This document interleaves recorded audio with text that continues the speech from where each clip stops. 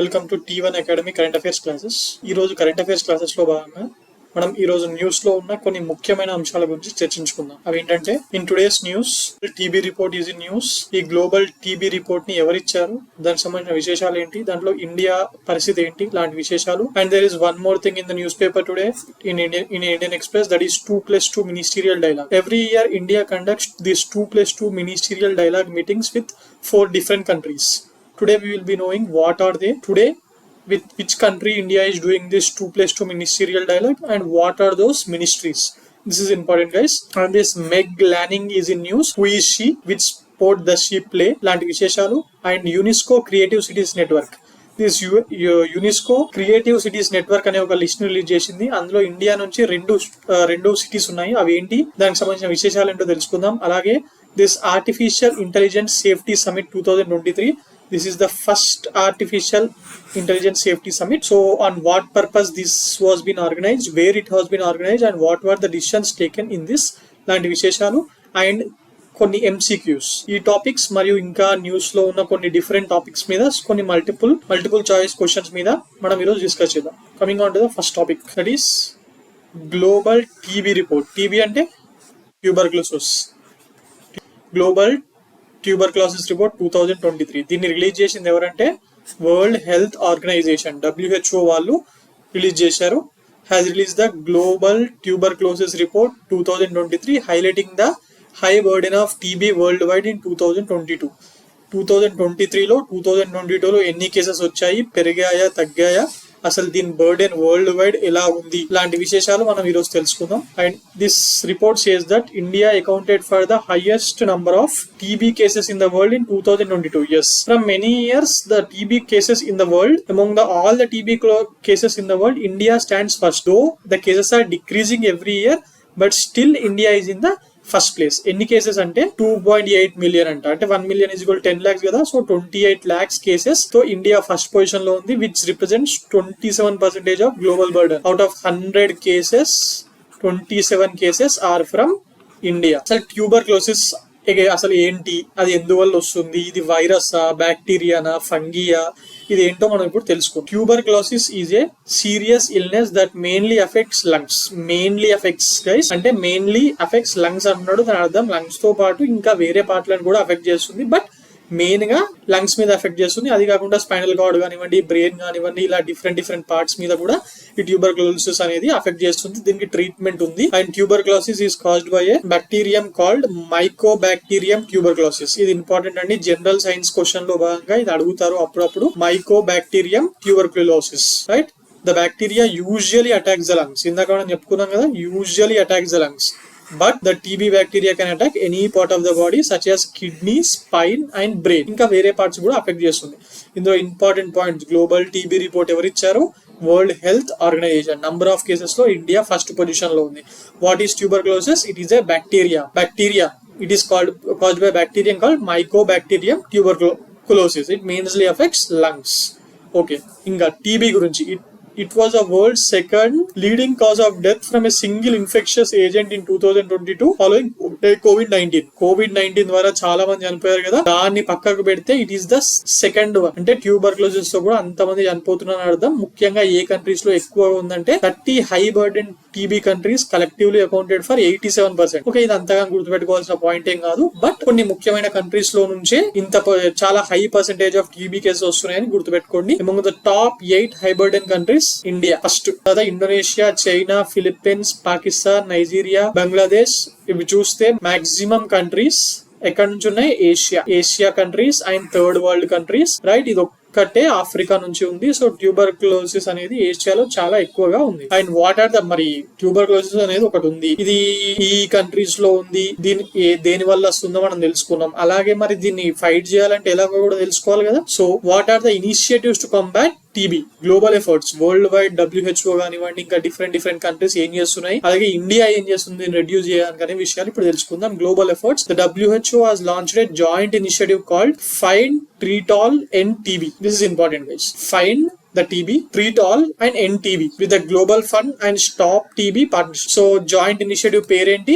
Find, treat all, end TB. Global tuberculosis report ఎవరు release చేస్తారని ఇందాక మనం మాట్లాడుకుందాం. That is WHO. India's efforts. After 2014, India has come up with a new plan called National Strategic Plan for Tuberculosis Elimination. 2017 లో ఈ national strategic plan ని 2017 లో తీసుకొచ్చారు. According to this plan, India aims to end tuberculosis by 2025, right?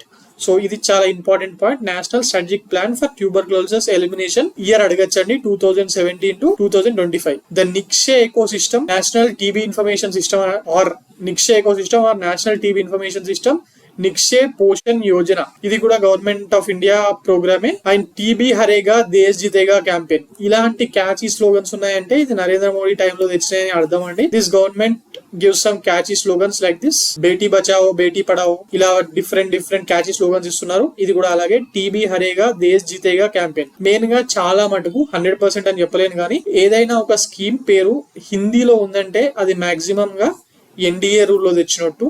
English language లో ఆ teams కి ఆ scheme పేరు ఇంగ్లీష్ లో ఉందంటే అది యూపీఏ వాళ్ళు, కాంగ్రెస్ వాళ్ళు ఒకవేళ మీకు తెలియకపోతే తెచ్చాను అన్నట్టు అజ్యూమ్ చేసుకోవచ్చు. 90% ఆఫ్ కేసెస్ లో అలాగే ఉంటుంది. ఓకే, ఇప్పుడు ఈ ట్యూబర్క్లోసిస్ ని ఎలిమినేట్ చేయడానికి targets, India wants to end it by 2025 through which plan? National strategic plan. అలాగే వరల్డ్ WHO వాళ్ళు ఎప్పుడని చెప్పాను? WHO by 2030 as part of SDG sustainable development goals target 2030 ద్వారా ఇది ఎలిమినేట్ చేయాలని చూస్తున్నారు. అంటే దీని అర్థం ఏంటి? ఇండియాలోనే వరల్డ్ మొత్తంలో 27% ఆఫ్ కేసెస్ ఇండియాలో నమోదవుతున్నాయి. But India still wants to eliminate it before WHO does it. India wants to eliminate it by 2025 and WHO wants to eliminate it by 2030. Is India going to eliminate this by 2025? Practically speaking, no. Though the cases are decreasing when compared to the world percentage, but still we may not be able to eliminate it by 2025. In 2018, government brought a scheme called Nikshay Poshan Yojana. This is government of India scheme. This is government of India scheme which gives 500 rupees of money for these tuberculosis patients. TB patients ki every month 500 rupees of money ఇస్తారు. ఎందుకంటే వాళ్ళు మంచి food తీసుకోవడానికి government of India every month 500 rupees ఇస్తుంది. దేని కింద? Nikshay Poshan Yojana. So question రావచ్చు ఇలా, which is the scheme which provides direct benefit transfer money to the patient of tuberculosis అని. అప్పుడు ఏం చెప్తాం? నిక్షయ్ పోషణ్ యోజన, టీబీ. మరి ఇలాంటి ఎక్కడో ఇన్నట్టుంది అనిపిస్తుంది కదా. ఇక తెలంగాణలో కూడా ఇలాంటి స్కీమ్స్ కి ఇస్తున్నారు, బట్ టీబీకి ఇవ్వట్లేదు. తెలంగాణలో ఆసరా పెన్షన్ స్కీమ్ కింద every month 2016 rupees they are given to patients who are suffering from filaria, HIV patients and dialysis. ఈ ఎవ్రీ మంత్లీ డయాలసిస్ చేసుకునే వాళ్ళు ఉంటారు కదా, కిడ్నీ పేషెంట్స్, వాళ్ళకు కూడా ఈ 2016 రూపీస్ ఇస్తున్నారండి. బట్ టీబీ కూడా మేబీ తెలంగాణలో కేసెస్ తక్కువ ఉన్నాయి అనుకుంటా. So Telangana government is not giving, only Indian government is giving 500 rupees. అంటే ఇది జస్ట్ ఇది ఒక పాయింట్, మనకు 500 రూపీస్ అని వచ్చింది కాబట్టి దాంతో పాటు తెలంగాణలో కూడా ఇలాంటి స్కీమ్స్ ఇంప్లిమెంట్ అవుతున్నాయి. ఇవి కూడా గుర్తుపెట్టుకోవాల్సిన విషయం అని చెప్పి చెప్తున్నాను అంతే. ఈ ఆసరా పెన్షన్ స్కీమ్ కింద 3016 ఇస్తున్నారు ఎవరికి? Physical handicap. దాన్ని మన గవర్నమెంట్ 4016 కి పెంచింది. మాక్సిమం వీళ్ళే ఉన్నారండి ఆసరా పెన్షన్ స్కీమ్ లో. మోర్ దెన్ 5 lakhs పీపుల్ ఉన్నారు ఎవరు? Physically handicapped people. So this is the point to be remembered. Coming on to the next topic, that is 5th IndiaUS 2+2 ministerial dialogue. ఇందాకే చెప్పాను 2+2 ministerial dialogue అంటే ఏం లేదు. అటు side నుంచి ఇద్దరు మినిస్టర్స్, సెంట్రల్ మినిస్టర్స్, ఇక్కడ సైడ్ నుంచి సెంట్రల్ మినిస్టర్స్ వచ్చి ఒక మీటింగ్ పెట్టుకొని వాళ్ళకి సంబంధించిన మినిస్ట్రీల గురించి డిస్కస్ చేసుకుంటూ ఉంటారు. Then what are those ministries అంటే the most important ministries between India and US are defence and external affairs. General గా చాలా మంది ఎక్స్టర్నల్ అఫైర్స్ మినిస్టర్ ని ఫారెన్ మినిస్టర్ అని పిలుస్తూ ఉంటారండి. ఒకవేళ మీరు ఏదైనా ఇంటర్వ్యూకి వెళ్ళినప్పుడు ఫారెన్ మినిస్టర్ అని అంటే ఎక్స్టర్నల్ అఫైర్స్ మినిస్టర్ అని అనకుండా ఫారెన్ మినిస్టర్ అన్నారంటే మీకు ఇంటర్వ్యూలో ఒక మార్క్ ఖచ్చితంగా కట్ చేస్తారు. Because the term is external affairs ministry, not foreign ministry or foreign minister. Okay, external affairs ministry. ఈ మీటింగ్ ఎందుకు జరిగింది, ఎక్కడ జరిగింది? బేసిక్ గా ఇలాంటి మీటింగ్స్ 90% ఆర్ 95% న్యూఢిల్లీలోనే జరుగుతాయి. Until and unless they want to showcase, ఏదైనా ఒక విషయం ఇలా చూపించాలనుకుంటే మాటుకే బాంబేలోనో గుజరాత్ లోనో, ఈ మధ్య మోడీ గారు అయినప్పటి నుంచి గుజరాత్ లో పెడుతున్నారు. అలాంటి సందర్భంగా తప్పితే మాక్సిమం ఫారెన్ డిగ్నరీస్ ఇండియాకి వచ్చినప్పుడు మీటింగ్స్ అన్ని న్యూఢిల్లీలోనే జరుగుతూ ఉంటాయి. And what is the main విషయం ఏంటంటే with a focus on defence and security cooperation. ఇందాకే చెప్పాను India-US రిలేషన్స్ అంటే మనము బేసిక్ గా దెర్ ఈస్ బిజినెస్ ఉంది, but still defence and security cooperations is the main main thing. Okay, see here. Now defense minister, who is the defense minister of India? Rajnath Singh. External affairs minister evaru? Jayashankar. మరి తెలంగాణకు ఏపీకి ఎవరు? తెలంగాణకు ఏపీకి defence states కి defence minister కానివ్వండి, external affairs minister కానీ ఉండరు. ఇవి రెండు సెంట్రల్ గవర్నమెంట్ లో మాత్రమే ఉంటారు. ఓకే, ఇది మీకు అందరికి తెలుసు, ఆ విషయం నాకు కూడా తెలుసు. But they will be freshers, real freshers. ఇప్పుడు APPSC నోటిఫికేషన్స్ ఫ్రెష్ గా వస్తున్నాయి, దానికోసం అటెండ్ అయ్యే వాళ్ళు ఉంటారు, వాళ్ళ కోసం మాత్రమే చెప్పాను. Okay, will co-chair the dialogue with US Secretary of Defense Lloyd Austin and Secretary of State Antony Blinken. Is Secretary of State Antony Blinken important? There are some state services exams or banking exams or NTPC kind of exams. They will be asking this. Secretary of State అంటే ఏం లేదండి, మనకి external affairs minister ఉన్నట్టు వాళ్ళకు secretary of state ఉంటాడు. Okay, వాళ్ళని secretaries అంటారు. We call it here as ministers, right? They call themselves there as secretaries. That's it. This will mark a continuity of ministerial dialogue and reaffirm the India-US comprehensive global strategic partnership. What kind of things they will be discussing ante defense and security cooperation, technology value chain collaborations and people to people ties India and US relationships lo very important andi. Oka rakanga people to people ties vallane India US relationship అనేది రోజుకి పెరుగుతుంది. We know many of our Indians, mainly students, go to US for their higher education and settle there as software employees, etc. And మనం remittances గురించి తెలుసుకున్నప్పుడు India is the first country in remittances to get remittances to their country. Why? Because of the people who are staying in US, mainly US. They are Indians staying in other countries and send money back to the India, but mainly the money comes from USA. I have already said you in the index page, India also does this 2+2 ministerial dialogue with other countries also. What are they అన్నప్పుడు answer is Russia, Japan, Australia. Excluding USA, India also has this 2+2 ministerial dialogue meetings with Australia, Japan and Russia. Everyone knows. పేపర్లో చదివే ప్రతి వాడికి America అని తెలుస్తుందండి, because this is always highlighted in news. Try to remember these also. These are less highlighted. Like countries like Australia are less highlighted when compared with India-US relations. So try to remember this. Coming on to the next topic. Australia captain Meg Lanning's retired. Australia కెప్టెనా? Meg Lanning అదేంటి అనుకుంటున్నారు కదా. నేనేమి Australia men's cricket team గురించి చెప్పట్లేదు. Meg Lanning is a cricket captain of Australian women's team. Guys, Australia men's team కన్నా Australia women's టీమే చాలా ఫేమస్. వరల్డ్ కప్స్ ఇప్పటి వరకు 7 గెలిచారు నాకు గుర్తున్నంత వరకు. Meg Lanning announce her retirement from international cricket. She is the highest run scorer and also she has highest international centuries in women's cricket and tanu chala successful captain andi. So this is the question can be asked, who is Meg Lanning ani, Meg Lanning represents which sport ani, ilanti questions appudu NTPC ilanti exams lo adugutunnaru. Monna TSPSC group 4 lo kuda ilanti question okati vachindi. So try to remember this name. Everybody remembers cricket in India, right? But 90% of the students of the aspirants only watch men's cricket, so no one watches women's cricket, and that too only 1% of the people watch women's cricket of other nations. So these question can be asked. If TSPSC or APPSC wants to frame the question hard, give options hard, then these question can be asked. Meg Lanning. Okay, ఈ IPL మీద questions అడగట్లేదండి, చాలా మంది IPL follow అవుతున్నారు కానీ. So ఇలాంటివి international sports news లో ఉన్నప్పుడు just పేరు మీరు అప్పుడప్పుడు న్యూస్ పేపర్ రెగ్యులర్ గా చదివాలి, గుర్తుపెట్టుకోవడానికి ప్రయత్నించండి. సార్, షీ ఈజ్ మెగ్ లానింగ్ అండి. మెగ్ లానింగ్ ఆఫ్ ఆస్ట్రేలియా. ఈమెవరు కొంచెమన్నా ఉమెన్స్ క్రికెట్ ఫాలో అయ్యే వాళ్ళకి అందరికీ తెలుస్తుంది. She is from Hyderabad, a Tamilian born and brought up in Hyderabad. So she is Mithali Raj. Coming on to the next topic, that is Kozhi. ఇందాక చెప్పాను, we discussed in the index page UNESCO creative cities network. Kozhikode is in Kerala, Gwalior is in Madhya Pradesh. అదేదో సినిమాలో అన్నట్టు గవాలియర్ కాదండి, Gwalior. They join UNESCO creative cities network. ఇలా UNESCO చాలా cities కి ఏదో ఒక పేరు మీద గుర్తింపిస్తూ ఉంటుంది. అందులో ఇండియా నుంచి ఆల్రెడీ చాలా సిటీస్ ఉన్నాయి. ఇప్పుడు కొత్తగా కోజికోడ్ అండ్ గ్వాలియర్ జాయిన్ అయ్యాయి. Gwalior is in news recently. Why? Elections అవుతున్నాయి కదా మధ్యప్రదేశ్ లో. This is very tough area for Congress and BJP in Madhya Pradesh. Gwalior, where Jyotiraditya Scindia also fights from this area only. So now coming on to the topic, Kozhikode and Gwalior are in news for their cultural contributions.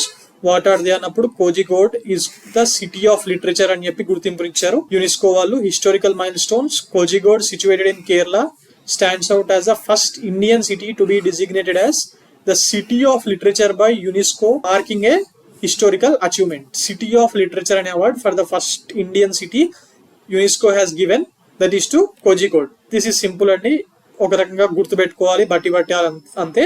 Kozhikode కి ఏమని పేరు ఇచ్చారు UNESCO వాళ్ళంటే city of literature అని. అలాగే Gwalior city of music. ఎందుకు? అక్కడ నుంచి చాలా మంది సంగీత విద్వాంసులు వచ్చారండి, అందువల్ల దీనికి సిటీ ఆఫ్ మ్యూజిక్ అని పేరు వచ్చింది. Honouring musical heritage. Already said it is in Madhya Pradesh has earned the distinction of being designated as the city of music by UNESCO. ఈ రెండు సిటీల పేర్లు ఇచ్చి దీనికి ఇలా గుర్తింపు ఇచ్చింది ఏ ఆర్గనైజేషన్ అని అడుగుతాడు. యుఎన్ ఆర్గనైజేషన్స్ అన్ని ఇస్తాడు లైన్ గా. World Health Organization, agricultural organization, అది FAO, ఇలాంటి పేర్లు ఇచ్చి యునెస్కో, యూనిసెఫ్ అని ఇస్తాడు. So you have to know UNESCO. Following in the footsteps of Varanasi, which received this recognition in 2015. The city of music.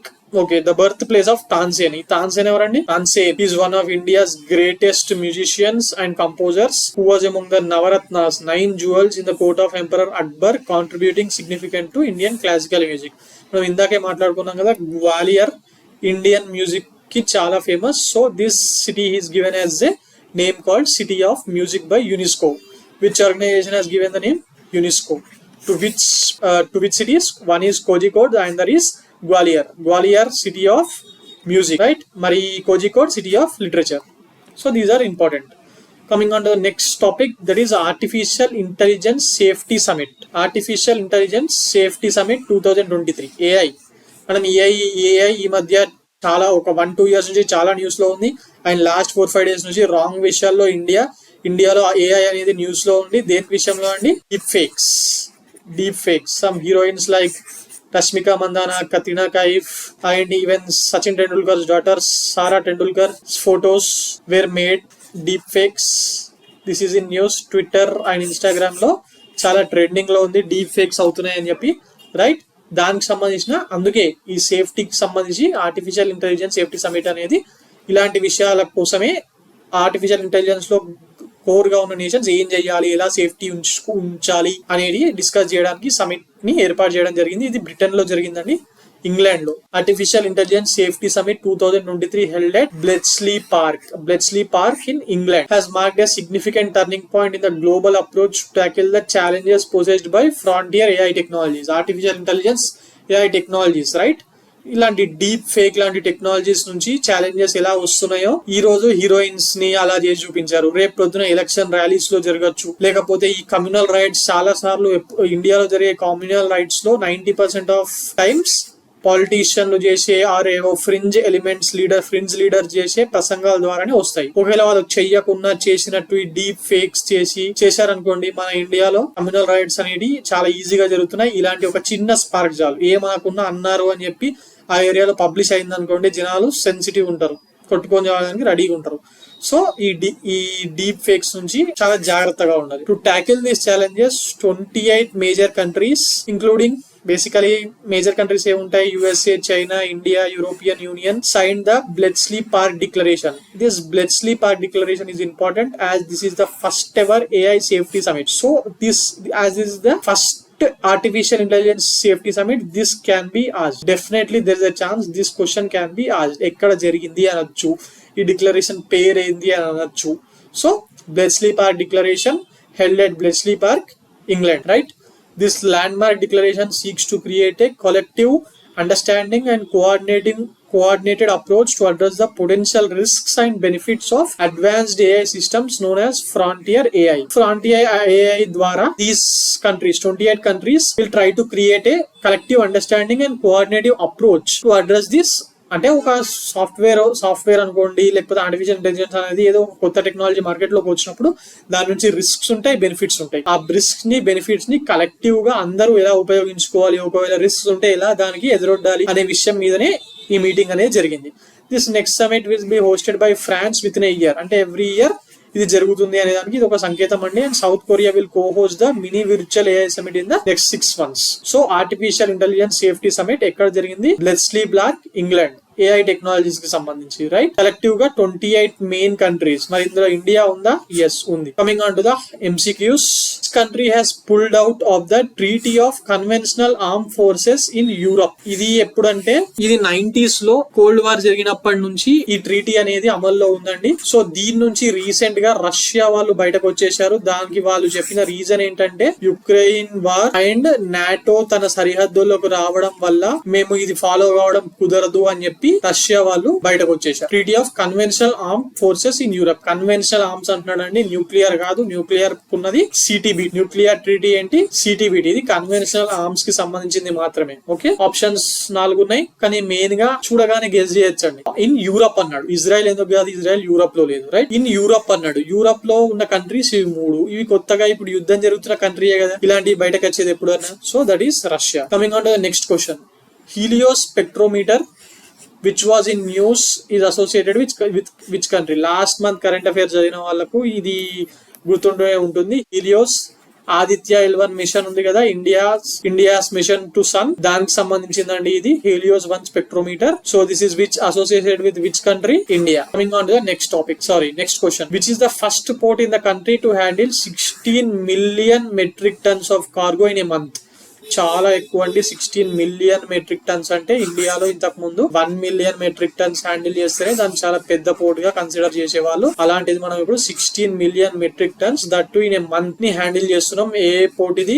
Kandla, Mundra, Cochin and Chennai port. General గా అందరూ ఏమనుకుంటారు, Chennai port పెద్ద పోర్ట్ ఇది అనుకుంటారు, కానీ ఆన్సర్ ఇది కాదండి. That is Kandla port in Gujarat. ఇది అదానీ పోర్ట్. అదానీ వాళ్ళు హ్యాండిల్ చేస్తున్నారు, కంట్రోల్డ్ బై అదానీస్, గుజరాత్ లో. సో ఇదండి ఈ రోజు current affairs. For more current affairs like this, please watch T1 Academy. Thank you.